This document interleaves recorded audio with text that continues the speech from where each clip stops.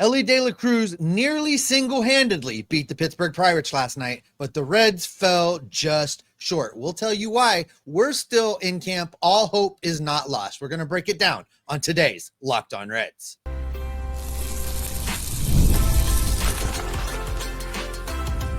You are Locked On Reds, your daily Cincinnati Reds podcast, part of the Locked On Podcast Network, your team every day. Welcome into the Locked On Reds podcast. My name is Jeff Carr. His name is Steve Offenbaker, and we are lifelong Cincinnati Reds fans. We've been podcasting about this team for a combined 14 seasons, and we're glad that you're alongside us here today. Locked On Reds is part of the Locked On Podcast Network. We are your team, your Cincinnati Reds, every single day. And on today's show, a little bit later on, we are going to talk about just how bad Paul Skenes has dominated the Reds in his short career so far. I mean, this won't be a touch matchup. He just really knows how to pitch against the Reds. We'll talk about that later on. In just a few minutes, we'll look at why the pressure is now on Hunter Greene yet again, and we'll see if he can really rise to that occasion yet again as he faces the Pirates here tonight. But we will begin with the amazing performance that Elly De La Cruz put on in front of everybody on Tuesday night, albeit he got absolutely no help, and the Reds ended up losing that ball game. All on today's Locked On Reds podcast that is brought to you by Gametime. Download the Gametime app today and create an account and use the promo code LOCKEDONMLB to save $20 off your first purchase. All right, Steve, Tuesday night did not go the way that we wanted to. The Reds lose 4-2. The Mets beat the Cubs, despite the Cubs going up 6-1 in that ball game. And so the Reds are back out of a playoff spot. But all hope is not lost, and it's fun to be back in this position. It's fun to be back in the optimistic chair, right, Steve? Because they're not going to lose again, right? They're not just going to do it again, are they? I have the Will Ferrell gif in my head of, boy, that escalated quickly. It just wow. The Reds did the Reds thing. Look, let's be excited about Elly De La Cruz seemingly hitting his stride at the right time. And then we'll get into what the rest of it means here a little bit later in the show. But Elly last night, Jeff, 3 for 3, 2 RBIs, another home run. He's really kind of coming back into his own after a really prolonged slump, where we were starting to question if he was ever going to be able to break out of the funk this year. And you're starting to see it in his numbers. In his last 19 at-bats, Jeff, 368, 520, 737. That's the last week of baseball for Elly De La Cruz. That's pretty. If he can keep that up over the next couple series, I will take it. And the Reds need him to be that guy right now, because beyond him, the offense was a little sputtery there last night against the Pittsburgh no-names.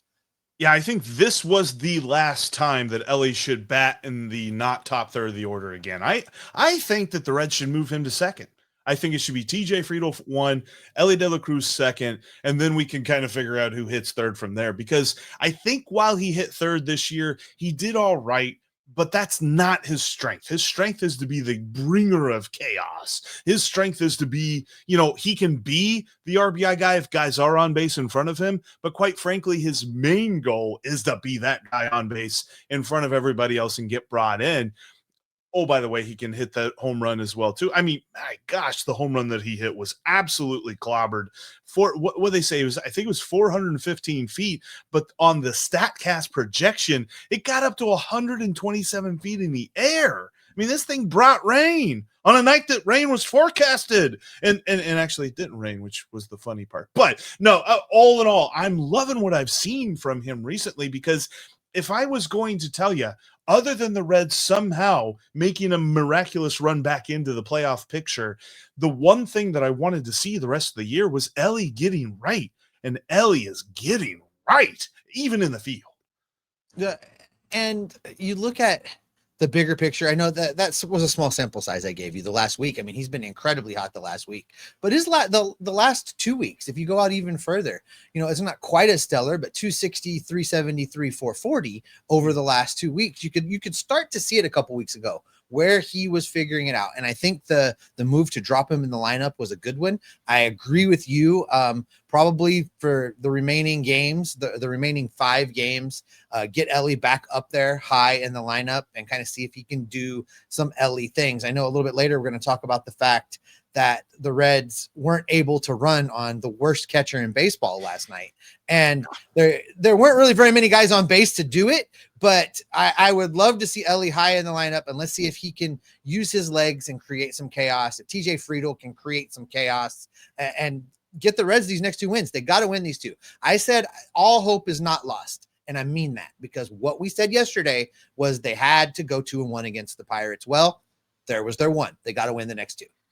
Yeah, it's not weighing on me like other losses have, although it was one of those losses. This goes on the list of games that you just can't lose, that they somehow managed to lose because you only did the one run or the one inning thing where you gave up runs. So you should be able to build a rally, and they just couldn't. But we'll get into more of that here in a minute. Getting back to the Elly of it all, like, at the plate, he's looking better, but in the field, he's looking good too. He made a play in this one where he kind of slid a little bit, like purposely, not like falling and sliding or something like that, but he slid a little bit to get underneath the baseball, pick it up, and throw it to first on a very nice strike that Barry Larkin was talking about on the broadcast. He's saying this is not something he was doing consistently earlier on this season. It seems as though whatever it is that we wanted to click like a month ago, or quite frankly, 3 months ago, is finally starting to click. The way that he is approaching different ground balls, the way that he is approaching different plays that he can make. He also made another play in this one where he barehanded a ball and got a guy by half a step at first base, but it looked as though he was in rhythm the whole time, and there was never any doubt. Like, every time a ball went his way, he made the play look just as easy as Ke'Bryan Hayes does when he makes the play. And that's the kind of Elly De La Cruz that we have been begging to see all season long. Yeah, I was just going to say maybe Ke'Bryan Hayes is rubbing off on him. Don't underestimate the value of Ke'Bryan and his Gold Glove over at third base rubbing off on other people, because it will elevate people's games. They're going to watch what Ke'Bryan does and try and emulate it. I have heard that that's real gold, though. Like, it doesn't rub off and then, gets like on other things or something. No, I'm just kidding. No, I'm with you there. I think that will be a good influence on Elly De La Cruz, but this is the key, right? Like, the way that he played is how the Reds need him to play moving forward. And it was a bit of a stark contrast where it feels like much of this season, they haven't had him when they needed him, and they've kind of faltered in the lineup. This time they had him, and absolutely nobody else gave him any sort of support whatsoever. I mean, the only guy that was even on base around him was Spencer Steer, and that's because he got on base before him. After Elly hit, it was just the worst night of the season for Matt McLain, to the point that, I mean, he was killing every rally that was even touching his at-bats.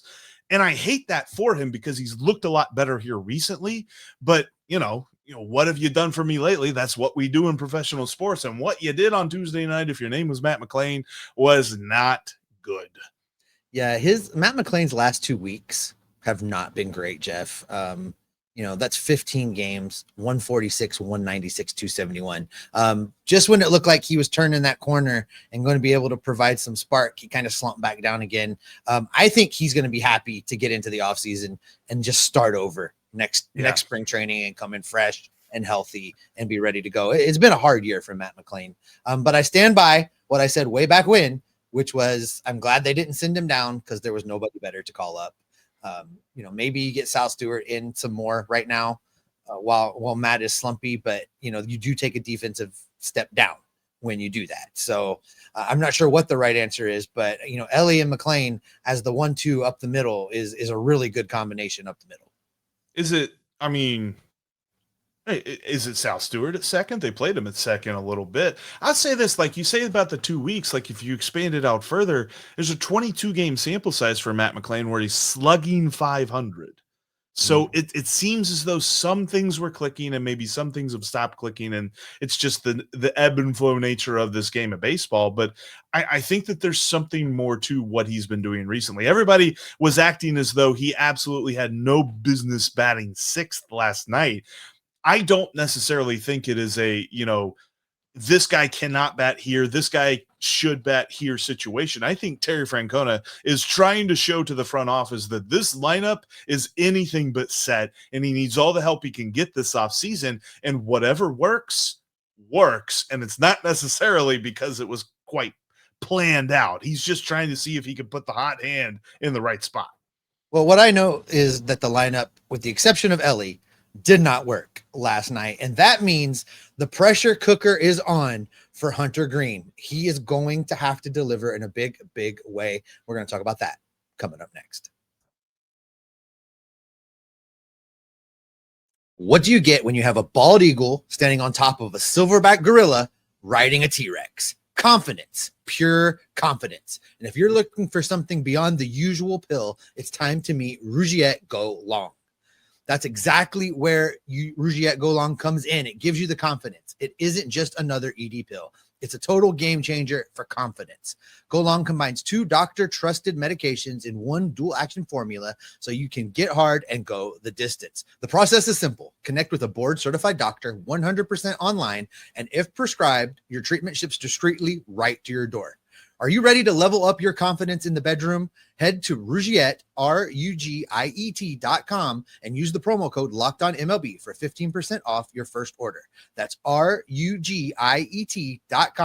promo code LOCKEDONMLB. Make sure you use our code so they know we sent you. Hashtag PackGABP. And I know the best way to do that is through Gametime. Gametime has amazing last-minute deals at the lowest prices, guaranteed. They're going to make your ticket buying process easy. You're going to see the price all up front. There's not going to be any hidden fees when you add the ticket to your cart and you go to check out. You're like, whoa, how did that jump up so much?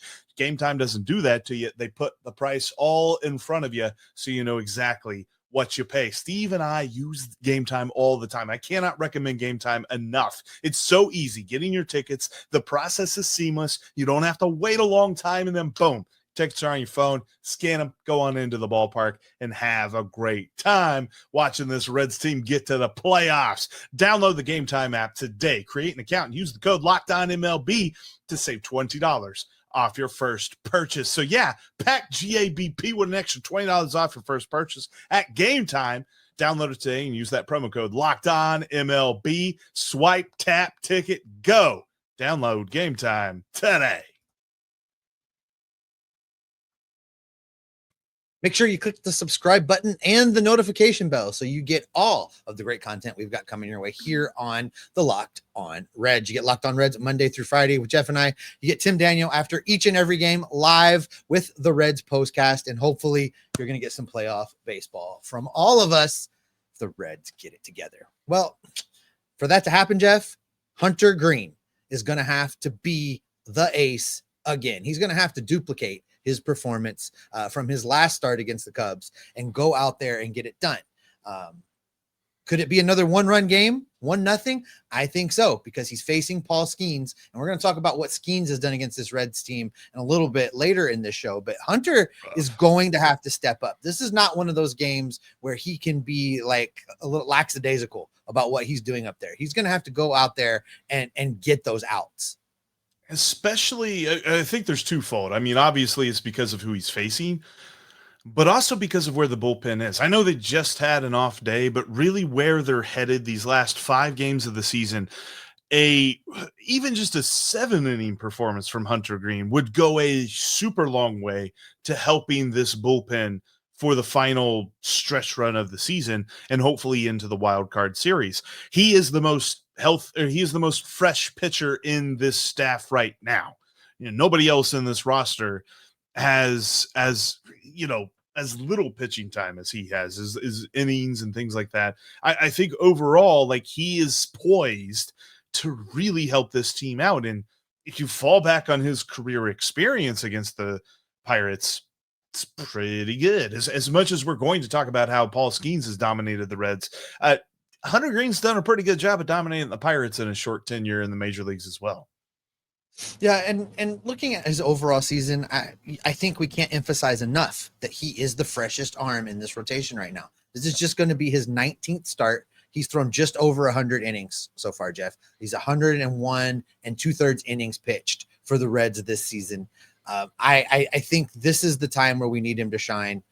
That start against Chicago, he looked like a different guy. His attitude, the emotion that he was showing, the clear understanding that, the lineup really wasn't getting a lot done that day and that he had to deliver. I hope he comes into this Pirates game with that same mindset, because it'd be very easy to look at this Pirates team and maybe not get that hyped up, maybe not get that fired up, almost like a trap game, right? To look at it and say, I don't have to come out there with that level of energy, but you do. This is the most important game of the season today. The Reds have to win this game. And to do that, Hunter Greene has to be ace number one out there on the mound. And they've got to change their mindset as a whole, as a team. Like, I think Hunter Greene's the perfect guy to do this, because he never pitches to not lose. He always pitches to win. You see him go after guys, especially now where it's like he's got these secondary offerings in the slider and the splitter that are really nice, but he knows that he can reach back and hit that fastball when he needs to, especially because the fastball is no longer, this flat beach ball that seems to just get clobbered all the time. And they're really going to need that, because it felt like this Pirates lineup didn't have much except for the second inning against Brady Singer, because Brady Singer was doing that thing that he does. He fills up the strike zone, which is normally a good thing to do. But the Pirates had the perfect scouting report on him and just absolutely clobbered everything that he threw. And so Hunter's going to have to be a little bit unpredictable here. I mean, Hunter's now had 8 starts in his career against the Pirates. And in those 8 starts, Steve, he has 43 innings pitched, and he has a whip of 1.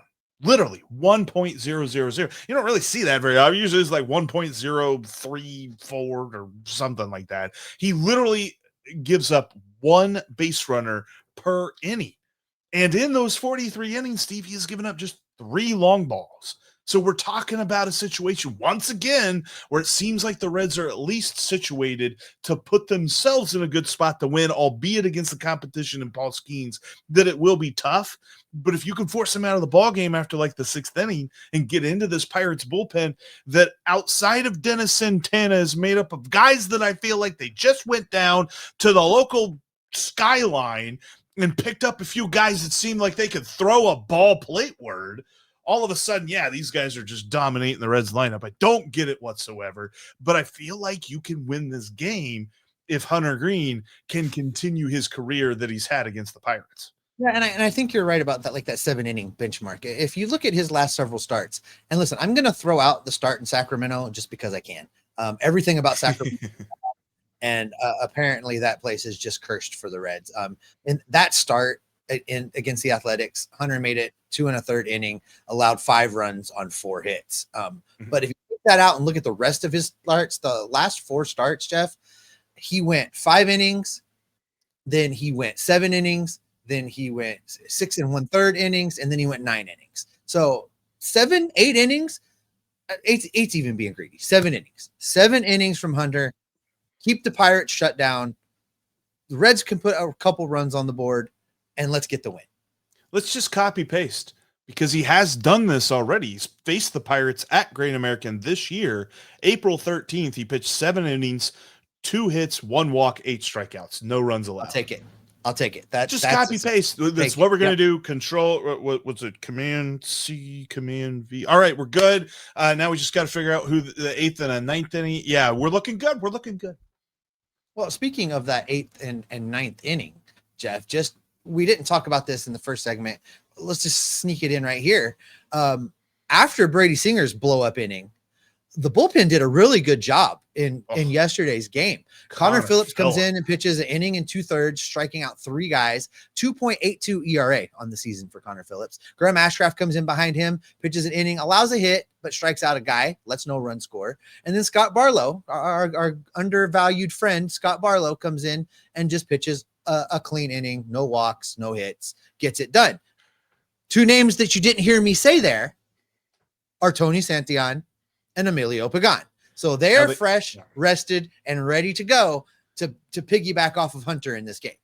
Yeah, we had the top end of the B squad, and that's all that they used last night, which was good. I will note that Tony Santillan and Emilio Pagan both warmed up in the bullpen to the point that they were ready to get into the ball game, but it was one of those where it was like they were waiting for a tie game or to take the lead to put them in. So they did at least do things yesterday, but they didn't pitch in game situations, so they won't be as tired as if they had. But yeah, I mean, you could conceivably go Greene, Santillan, Pagan, and feel really good about that. It's just going to be about how do they get their run support. And we saw how abysmal they were against the Pirates on Tuesday night. They cannot have a repeat performance of that. And to say that, knowing who's on the mound for the Pirates, man, that's tough. I mean, coming up, we'll tell you just how bad Paul Skenes makes the Reds lineup look on a regular basis. We got the pitching duel of the century, the pitching duel that only the NL Central can provide to you. And FanDuel's the best place to go take advantage of all the action here tonight with Paul Skenes on a mound against Hunter Greene. Oh my gosh, this is going to be so much fun. Talking about the dude who's going to win the NL Cy Young, going up against a dude who, if he was healthy enough, should be pushing him for that Cy Young, and Hunter Greene. The Reds are actually favored on the money line at -118, but I'm looking at the total on this one. The total over-under is set at 7. Now, that feels kind of low. It almost feels like they're daring you to take the under for that. But, man, I love this pitching matchup. The only question I have is how early do we get into each team's bullpen? That will greatly inflate that number. I'm still thinking that we're taking the under on this one. Under 7 total runs for the Reds and Pirates tonight over on FanDuel. Download that FanDuel app today. New users can get $300 with your first winning $5 bet. Download FanDuel today. If you can't watch us on YouTube, you can always listen to us on your favorite podcast app. We are literally on all of them out there. Please go check us out today. And when you're done with today's show, make sure you check out the Locked On MLB feed. Sully's got you covered every single day with his trademark humor and his historical knowledge of the game of baseball. And then you also have Locked On MLB Game Night. They watch every game every night all the way through the World Series so that you don't have to. All right, Steve, Paul Skenes on the mound here. And quite frankly, the Reds are due. The Reds are due to just beat up on this guy. And I – okay, yeah, that's really all I got as far as, like, optimism for the Reds lineup against Paul Skenes, because dude has dominated the Reds. He's got 4 career starts against them, which I know isn't a ton. But in 23 innings, Steve, he's allowed 1 run. You and I have scored 1 less run than the Reds have against Paul Skenes. Yeah, that's a problem. That's going to be a little problematic. Hopefully they can double their offensive production against Paul Skenes today, and Hunter Greene can pitch zeros. Yeah, that's really what we're looking for. And it's crazy. They have. So in 23 innings, the Reds have managed 19 base runners, and they've struck out 33 times. They have 17 hits, 2 walks. Now, it's the one start that they faced him here this year that was in Pittsburgh, and they managed to hit him. They managed to get guys on base, but nobody came around to score. It was just the fact that it seemed like they would get him on first, get a double play, get him on first, get a double play. So this is going to have to be a game. And Paul Skenes is very good at controlling the running game, but this is going to have to be a game where you press him. You cannot be afraid to lose on the base paths here, Steve. That's might be exactly okay. what I was just going to ask you. Would you be okay with them putting the foot on the gas and trying to create havoc on the base paths? Do something to mess with him, because it's clear nothing does. And that is a testament to him. He is one of the best pitchers I've ever seen, like, as just watching baseball all throughout my life. He is so good at all aspects of the art of pitching. So when it comes to that, you've got to mess with him. You got to get somebody on first and leading off and taking steals. This is the perfect scenario to put Elly higher up in the order. And maybe he can work a walk. Maybe he can hit one of those little bloop singles and get on first and really mess with Paul Skenes, because if you do not do that, he gets to pitch out of his windup, and it's just going to be a long day for this lineup yet again. And the Reds can't afford that. The Reds cannot let this game get away. I look, we talk about this is the biggest game of the year. That game's the biggest game of the year. This thing is the biggest game of the year. This game, Skenes versus Greene. Everything is on the line right now. This today, Great American Ballpark, the biggest game of the year. Yeah, because you're setting yourself up for if you lose today, if you're the Reds and you lose today and you lose 2 out of 3, God forbid you get swept by the Pirates. If you get swept by the Pirates, we'll stop talking about the playoffs. But if you lose 2 out of 3 to the Pirates, you are setting yourself up that you have to win 2 out of 3 in Milwaukee, and God forbid that be the case, or sweep. And I just don't even think that's possible at this point where the Reds are and where the Brewers are and all this other stuff. So you have to win tonight. And it's so insane to think that that's where the Reds are in this season, because we keep seeing it, right? We keep seeing them get close. They're at 500, they're below 500. They're at 500, they're below 500. Okay, now they're above 500. Oh, they're a half game out of the wild card. Now they're like 6 games out. Now they're a half game out. Now they're like 6 games out. Now they're in the wild card. Now they're ahead. Now they're out because, well, they lost again. We keep doing this roller coaster thing. And guess what? Here comes the loop-de-loop in the roller coaster, and its name is Skenes. And you just got to hold on. You just got to make sure you don't fall off the track at this point, because there's a real good chance you could. You know, I stand by where we landed after they got into the wild card spot, Jeff. I need to see them win this Pittsburgh series. And if they don't, they are done. I don't think there's anything they can do in this Milwaukee series that could right a loss in this series. They have to win. This is the most important win of the year, and it needs to happen right now. They've got to get it done. They win 2 of 3 against Pittsburgh. Then they got to go win 2 of 3 against Milwaukee, which is what we said. It's what the algorithms have said needs to happen on FanGraphs and Baseball Reference. They have to go 4-2. They have to. And if they don't do that, it's a problem. So much for us poo-pooing FanGraphs. FanGraphs is laughing at us right now after the Reds lose that first game to Pittsburgh, because, I mean, yeah, they're saying that the Reds finished 3-3, and I think that is including a 2 out of 3 against Pittsburgh. You don't win 2 out of 3 against Pittsburgh, 2-4 is on the table. God forbid 1-5. Mm-hmm. And then you're just asking way too much of the Mets, as much as they have been inept and given the Reds this point, given the Reds this ability to even be in the playoff race. I just don't think they're going to go 1-5 too. No, I would be shocked if, you know, obviously the Mets did a thing against the Cubs last night, and the Cubs, God, I hate being in a position having to rely on the Cubs, but the Reds really could use some help from the Windy City today. And I think the Cubs are going to win today. That's 5 in a row that they've lost now. And that they gave that up. That was 6 to 1. It was terrible. So, you know, as we're recording, there's some results that aren't in, but the Giants were winning. The Cardinals were winning. So, and the Dodgers were winning. So, we'll kind of see how things shake out, and hopefully the Reds are back in the wild card spot after scoreboard watching today. Yep. Yeah.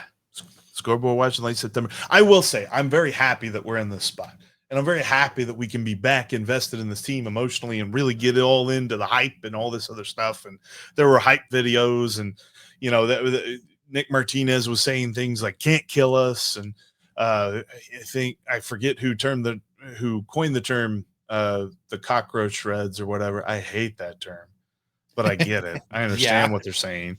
I kind of like to get rid of that term, but at the same time, I understand it. And so if you're going to be that means you've got to win this game.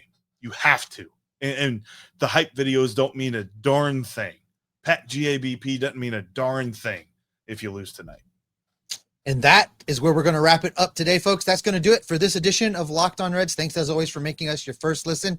All hope is not lost. Hunter Greene, Paul Skenes, tonight, appointment television, or if you're in town, get down to the ballpark. We're going to keep gathering up the news, the notes, the reports, the rumors, and the information, and keep you locked on Reds every single day. Your dad's going to hate us by the time we're done with that woo. Just felt like we needed it. Get a little tense there at the end.